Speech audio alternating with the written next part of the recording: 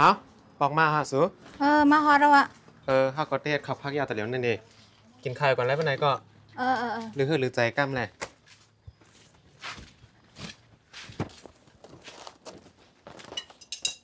เฮ็ดพังละลายเหมือนแน่แกท่านก็มีข้าวไข่โคแกันนะอย่ารังเนื้อหมูเฮอิน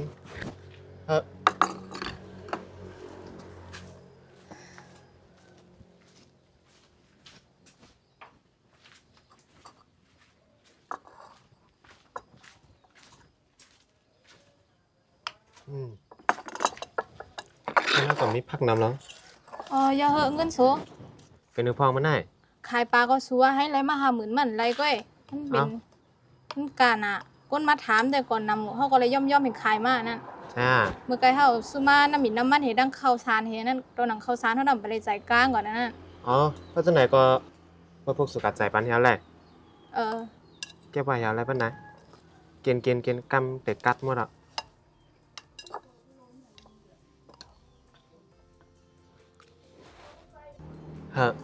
ใส่กินแรกไข่จะมัวไข่ไก่มี2 เหยแค่นึงแล้วก็เหยแค่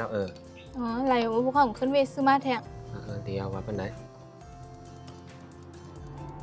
แล้วสุกกินพอไงกับเขาจะหมัก